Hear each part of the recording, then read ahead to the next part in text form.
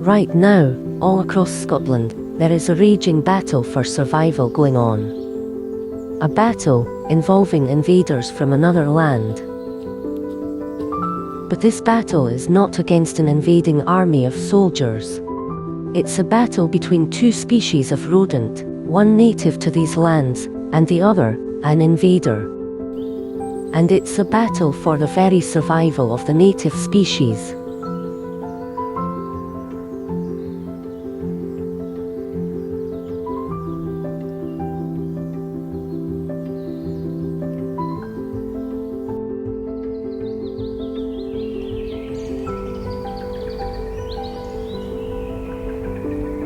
It's a battle which began nearly 150 years ago when grey squirrels were brought over from North America as an ornamental species to populate the grounds of English stately homes.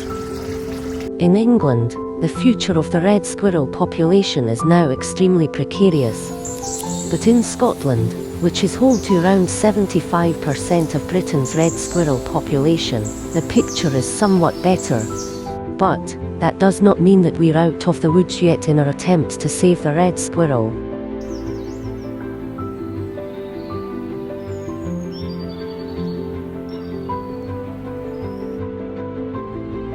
There are many places in Scotland where you could still encounter one, from the conifer forests of Galloway to the hazel woodlands of Argyll or the Caledonian pine forests of the Highlands. The red squirrel is the only squirrel species to have evolved with our native woodlands since the last ice age, so it is unique in terms of the ecological niche that it fills. Although red squirrels are conifer specialists, they do best in mixed native woodland. But red squirrel populations have seriously declined, with only around 120,000 or so remaining in Scotland today. And there are now some places in Scotland where they have not been seen for many years. So, what's led to the decline of the red squirrel population? The answer is the grey squirrel. The importation of grey squirrels continued until around 1930, when the damage being caused by the grey squirrel was finally recognised.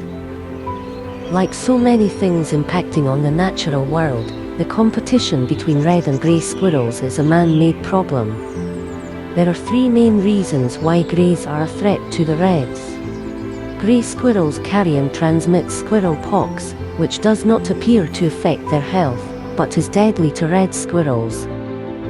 Squirrel pox first appeared in England in the 1980s and its origins are unknown. But it is proving to be devastating for red squirrel populations. The other main threats to red squirrel populations, especially in England, is the loss of woodland habitat, which is not as acute in Scotland, explaining higher red squirrel populations here. Ecologist Victoria Channon explains these threats in more detail. So there are a number of threats to red squirrels in Britain. Habitat loss is a key one. Our woodland habitat is so fragmented now that a small bit of woodland is not going to support red squirrels terribly successfully.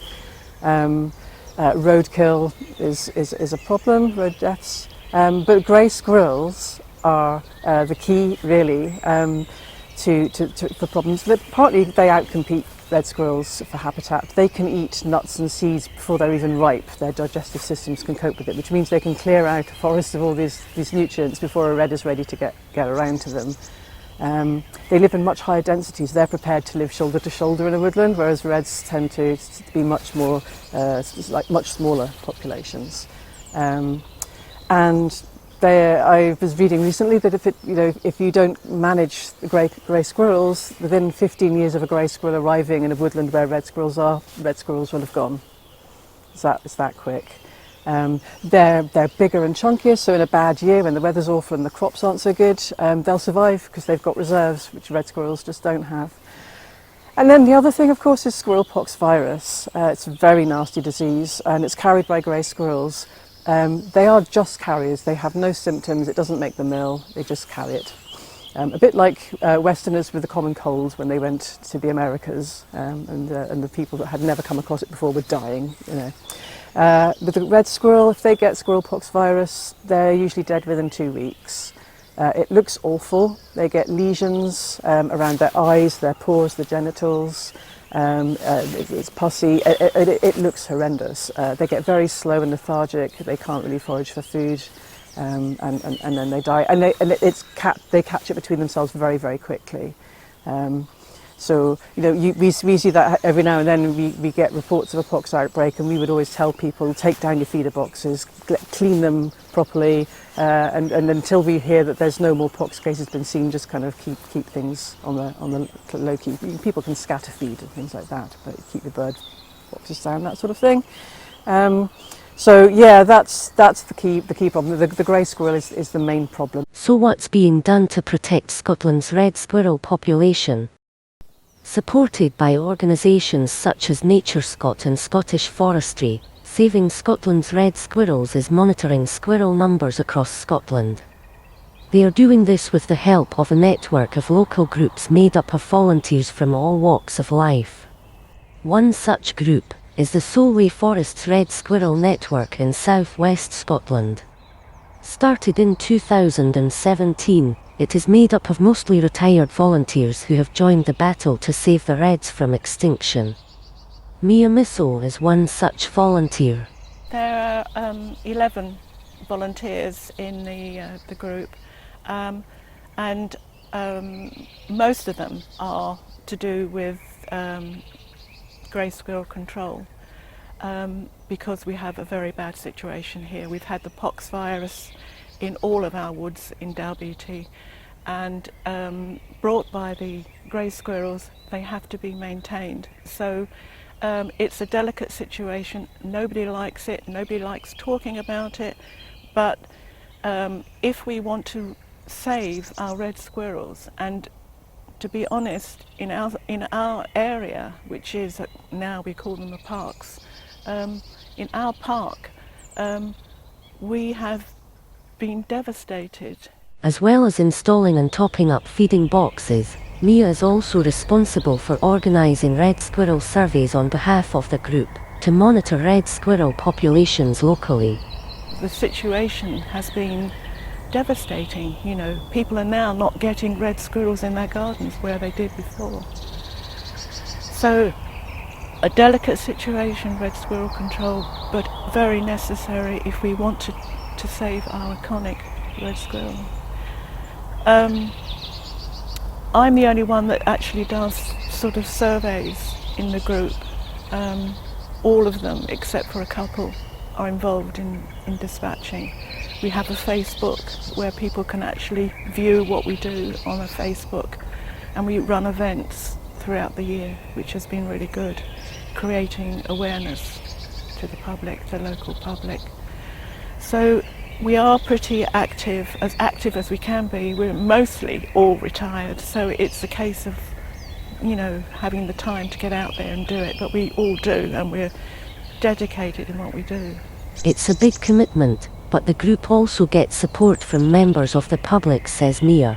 The local people around the wood have been amazing. They've helped us incredibly, you know, with setting up these tubes, with monitoring the situation in the wood. They're dog walkers. They go every day, twice a day, so they can actually look and see what's going on. And that's why I set up Project Scene. You know, it was, you know, saving, keep your eyes open, you know, for what you see in the wood. So we are trying. We are really trying. Another volunteer in the Solway Forests Red Squirrel Network is Alistair Phillips. By training and profession, I'm an engineer and scientist, environmental scientist and electronics engineer. And when I grew up actually it was in the south, it was South London, there were red squirrels in the 1960s, early 1960s, and then they disappeared while I was still down there. And then when we had a chance to live here in Dumfries and Galloway, we had red squirrels in the garden. It was wonderful. We had 5 or I think we had 7 at one point, and then they started going, and then we didn't have squirrel pox to start with, but there was in Dalbeattie, and when we saw it on the local news, we thought, well, actually, this is something we ought to be involved. I thought it was something I ought to be involved with, and we were already feeding our red squirrels, so I helped to volunteer in the group. One of the ways the group tries to encourage the return of red squirrels is setting up tray boxes throughout the area. One of the things that we're doing is we've got some nest tray boxes for the squirrels, and they've got a couple of holes, one they can look out of and the normal entrance exit one, and we put some straw and hay and it gives them an easy home to have their kits and to breed successfully. And they're quite capable of building their own drays, but actually they seem to be quite popular. Like all of us, I suppose, it gives them a nice, dry, cosy place and a safe place, so it's fairly safe from predators. Also involved in the local red squirrel conservation effort is the Dalbeattie Men's Shed. They make the red squirrel and pine marten dray boxes used in forests and woodland across southern Scotland.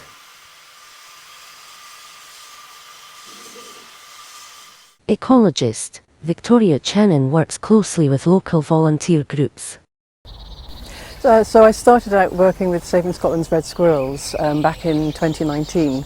I actually came in to work with them doing a very small amount of admin. It was my first work in conservation, and from there got work as an assistant conservation officer, working in southwest Scotland, which is really Stranraer across to Moffat, and was working quite a lot with the volunteer groups, helping them set up camera traps and learn how to use those, doing feeder box surveys. We taught them how to do hair analysis. So in the feeder boxes you have these little sticky patches that scrapes a little bit of hair or catches a little bit of hair off of whatever goes in for food. And you look at it under the microscope and you can work out what's been in having a munch. So you can use that instead of camera traps as a slightly cheaper alternative, or you can do the two together. And I've always enjoyed anything looking under microscopes is brilliant, so it's fun to kind of do that with the groups, and also got me travelling out and around about in South Scotland, which is just a gorgeous place to be out and about in anyway. From participating in operational surveys to helping out at events, local volunteers are helping to ensure red squirrels continue to have a home in Scotland. There are 18 volunteer groups across the whole of South Scotland, working as part of started up by Saving Scotland's red squirrels as part of their developing community action phase, and that began in 2017. And they were set up really to take on the education in the community about red squirrel conservation, but also grey squirrel control, which means catching grey squirrels and dispatching them, which is a clean way of saying they have to be culled. It's illegal actually if you catch a grey squirrel to release it back into the wild. So they go out, they fundraise, they attend events, they do talks in schools, and stalls all over the place, telling everyone what they're doing, and showing how the work they're doing and how it's impacting the local community. And you find that where there is grey squirrel control and they're being removed, that people start to see red squirrels in their garden again, and that is actually the best way to get people to understand why the work they're doing is important. The groups have been supported by grey squirrel control officers who are paid to full-time or sometimes seasonally to work across the south of Scotland to manage grey squirrels for trapping. And there are less of them now than there used to be. Obviously funding gets reduced, and there's a limit to how often you can ask for the same money for the same thing from funding bodies. But at the moment there are still 4 grey control officers in the south of Scotland at the moment until September. I think the original plan was that the volunteer groups would entirely take on the role of managing grey squirrels, but it's a huge thing to ask people who are doing this part-time, either they're retired or they're working and they've got children. It's a lot. With the influx of grey squirrels, it doesn't take much for them to, influx an area. And if you stop, we saw during lockdown actually that when we briefly stopped doing control, numbers dramatically increased. You could just see, it was really evident to anybody out in the woods that they came back. So, how are red squirrel populations currently faring in southern Scotland and throughout Scotland as a whole? So the situation for red squirrels in Dumfries and Galloway at the moment is that there are still red squirrels pretty much all over. I was having a look at the red squirrel, the sightings map on the Saving Scotland's Red Squirrels website, and just to see where they're at this year and last year. And there are sightings everywhere in Dumfries and Galloway, but you'll see overlaid over the top of that a lot of grey dots for all of the grey sightings there as well. So red squirrels are hanging on, and part of the reason for that in Dumfries and Galloway is with the forestry. So conifer plantations it's not ideal habitat for either species, but red squirrels are much better able to deal with it than grey squirrels. So that's why it's become a bit of a refuge for them in this part of South Scotland.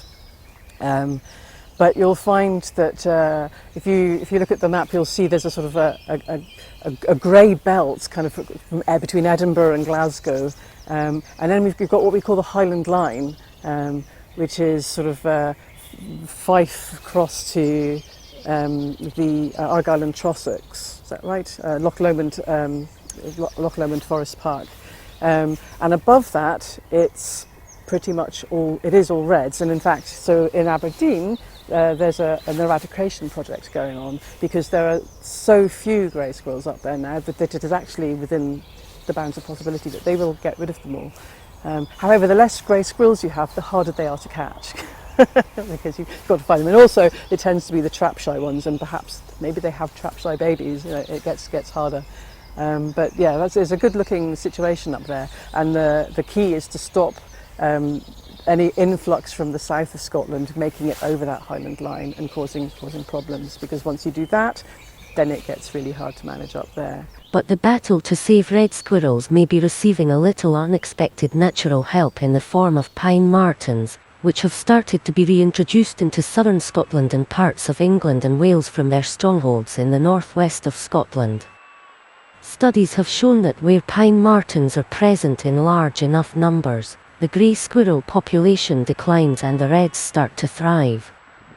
Dr. Stephanie Johnston, of the Vincent Wildlife Trust, explains. Pine martens and red squirrels have evolved together over thousands of years right across Europe, so they're very well adapted to living in the same environment. Red squirrels naturally see pine martens as a threat, they naturally avoid them, they're light and they can run up into the tops of the tree canopy and get away from the pine martens easily. Grey squirrels are an introduced species and they are not used to sharing an environment with arboreal predators, so they don't necessarily see those pine martens as a threat in the same way that the red squirrels do that evolved alongside those pine martens. And the grey squirrels are a lot heavier, they can't escape into those like small branches right across at the edges of the trees. They spend a lot more time on the ground, which can make them more vulnerable to predation as well. So predation is definitely a mechanism that's playing a role in that relationship between pine martens and grey squirrels. Like the red squirrel population, pine martens are doing well in the north of Scotland, but they are now being reintroduced to other areas, says Stephanie Johnston. So pine martens are starting to do fairly well across the north of Scotland, you know, from the early part of last century when they were very much confined to that far northwest corner as a result of habitat loss and persecution. They've managed to move out from that stronghold up there in the far northwest, largely because of reforestation that's happened since the end of the Second World War, but also crucially because the species was finally protected under the Wildlife and Countryside Act in 1988, and that has been a real catalyst for its recovery up in the north of Scotland. Of course, it was quite a lot harder for the pine martens to get down to the south of Scotland, where I am based. There's the massive central belt to worry about. So in the early 1980s, the Forestry Commission undertook a very small translocation and we got pine martens into Galloway Forest. There's since been some other smaller scale reintroductions, rather unofficial, in the Scottish borders. So that means that we now are at a situation here in the south of Scotland where we do have found a pine marten population. So the next step is now to support their natural recovery and to help them spread out right across the counties here in the south of Scotland and ultimately into the north of England as well. The reintroduction of pine martens is good news for red squirrels too. Studies carried out in Ireland have been particularly encouraging.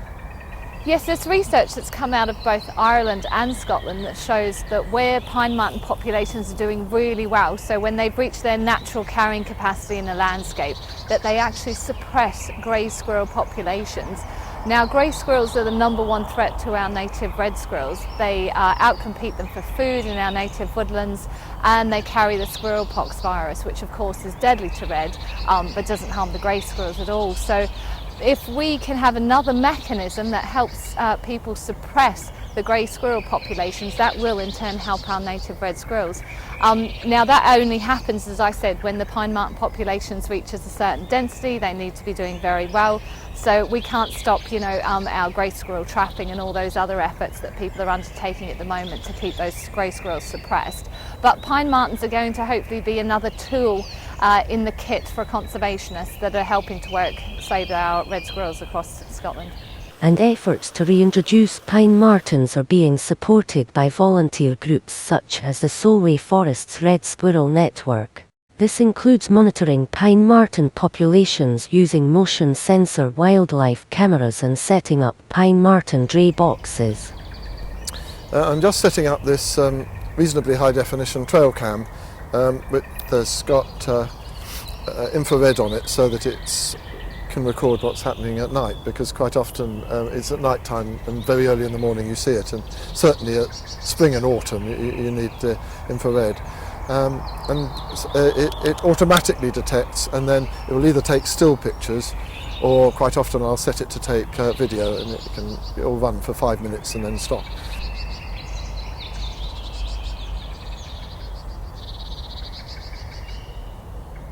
Once I started using the trail cam in the woods here, it was clear that we actually had a pine marten in the woods, and pine martens do need encouraging to stay and breed. So one of the things that we got through the group is we've got a pine marten box up there, which is a different design from the red squirrel box, dray box. Is that the pine marten goes up the back. There's a tunnel up the back and goes in the top. Unfortunately, the one pine marten that was in the woods here moved off down the valley, and at the moment we haven't got a pine marten in residence, but it's there, and it must know it's there, so fingers crossed that at some point there'll be a pine marten.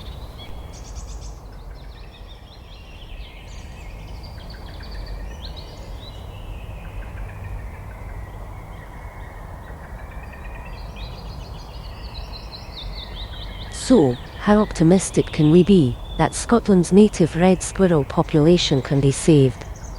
I'm fairly optimistic. Certainly for the Aberdeen population is going to be fine. There's the sterling efforts going on up there that will continue until the job is done, and there are still professional people working across the Highland Line to manage grey squirrels, stop them finding incursion routes and spreading too far.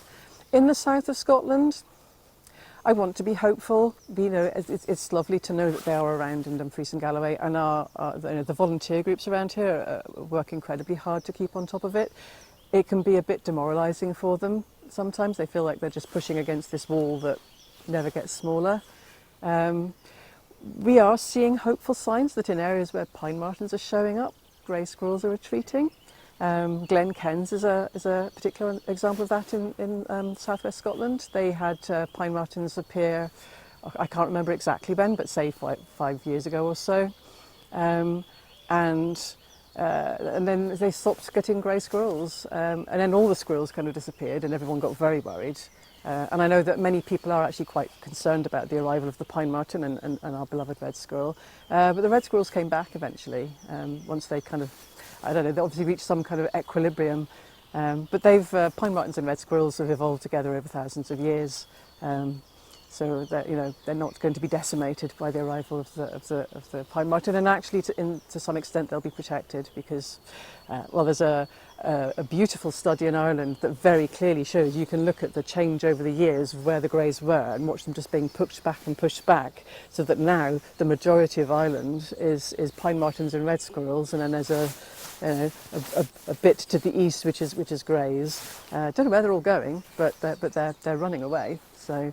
And we're seeing that again in slightly other places around South Scotland. Know that there are pine martens around the borders. So, you know, I think if people continue to do the trapping, which we're going to have to do for some years to come, I'm afraid. I know it's unpalatable. It's not a pretty part of conservation, and it's a complex question as to whether it's the right thing to do. But I think certainly without it, then we wouldn't have red squirrels in the numbers that we do in southwest Scotland.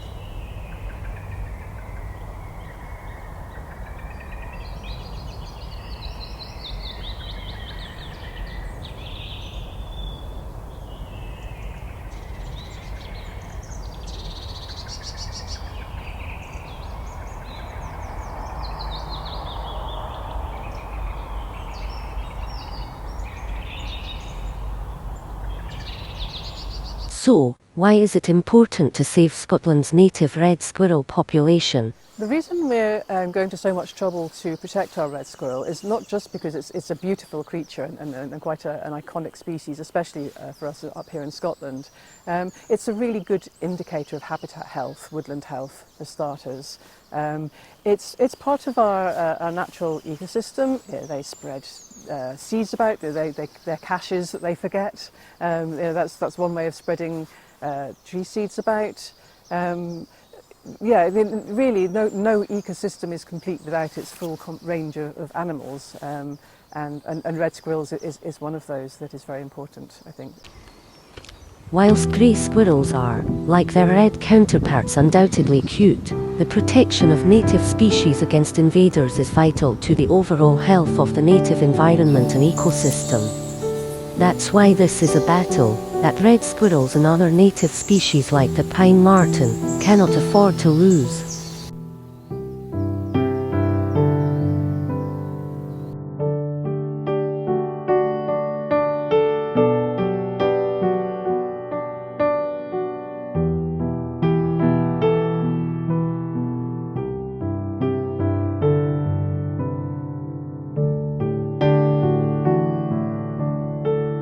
Visit our website, thescotlandchannel.tv, for more information on other films about Scotland.